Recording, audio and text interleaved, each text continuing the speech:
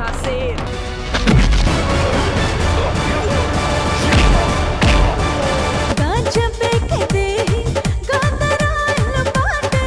Jeans में कसाइल बाटे हो ए डार्लिंग पोरे पोरे ए राजा पोरे पोरे रसवा भराइल बाटे मन गड़बड़ाइल बाटे हो। बड़े बहादुर के वंशज हैं, छोटा साहब नाम है हमार। अच्छा तते ही है नाजायज वंशज के जायज बाप। हे सूरज, औकात से बाहर जात बाड़ा तू। ई तू खानदान के लड़ाई बा सूरज। हम भी यार बार करानी छलकावे नी महुआ के पानी सबके हुन जरिया से के खतरा में बात जवानी जब जब ठुमका लगाईला हरदार हो जब जब ठुमका लगाईला हरदार दूरबीन लगा के झाकेला पड़ोसी को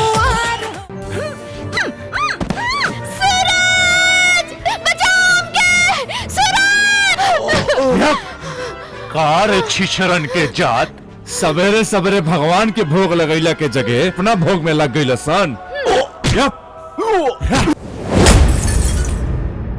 महिमा त तोहरो अपार हउए नाम लाखों पर रूपवा हजार हउए होनी अनहोनी तू ही होनी अनहोनी तू ही क्षण भर में करेलू अपना से भकेर बन के बोला बोला शेरा वाली मैया की अपना से भकेर बन के जिंदगी संभालेलू। हथकड़ी पहनावे से बढ़िया हा हमसे हाथ मिलाला इंस्पेक्टर। इतना पैसा तो के दे कि जिंदगी भर रख ना पाई।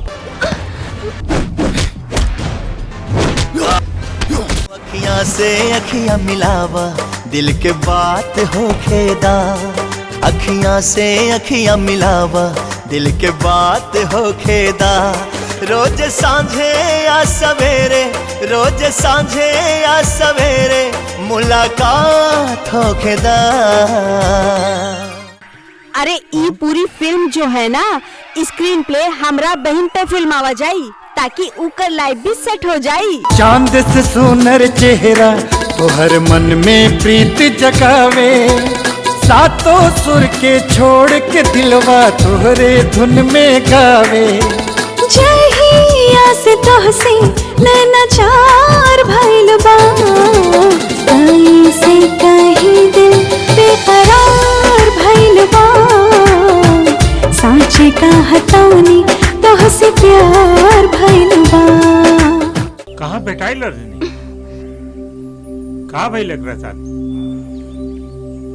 अगर आज हमके सिकंदर ना बचैतन बाबूजी तो राउर बेटी रवा के ना मिलत। तोरा और बाबूजी के बीच हमू दीवार बन के खड़ा भइल बानी नु कि दीवार से टकराइबे तो चकनाचूर हो जाइबे बुझाइल।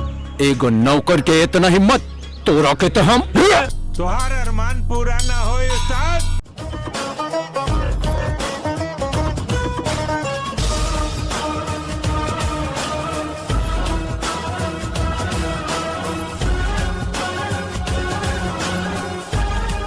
जान से भी ज्यादा तो से प्यार करी ले हम चाहे लेला कौनो वादा चाहे लेला कौनो वादा चाहे लेला कौनो कसम जान से भी ज्यादा तो से प्यार करी ले हम। केले राजा हमर पीजी शेड्यूल बा मीटिंग सीटिंग शूटिंग डेट सब हमर फूल बा जल्दी करब अपडेट कब होई तो से भेट इरिटेट जानी कर तू निहार के ए तो है तबार के जा झार के आई भीतर उतर मार के जा झार के।